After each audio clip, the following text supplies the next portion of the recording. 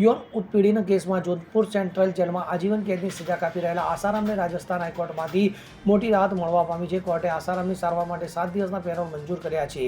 તો આસારામ ગત 1 સપ્ટેમ્બર વર્ષ 2013થી જેલમાં હતા અને હવે લગભગ 11 વર્ષ બાદ પેરોલ પર બહાર આવશે. તો પોલીસ કસ્ટડીમાં આસારામ સારવાર માટે મહારાષ્ટ્ર જશે. રાજસ્થાન હાઈકોર્ટના ન્યાયાધીશ જસ્ટિસ પુષ્પેન્દ્ર આસારામની વચગાળાની પેરોલ મંજૂર કરી હતી. તો થોડા દિવસ પહેલા આસારામની તબિયત અચાનક બગડી હતી. તેમણે છાતીમાં દુખાવાની ફરિયાદ કરી હતી. ત્યારબાદ જેલ પ્રશાસને તેમને જોધપુર એમ્સમાં દાખલ કર્યા હતા.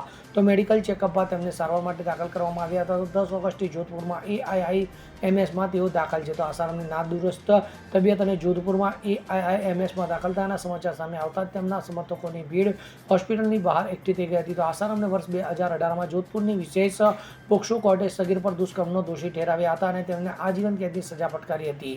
તો આસારામ 2 સપ્ટેમ્બર વર્ષ 2013થી જેલમાં છે. Bureau report CN24 news.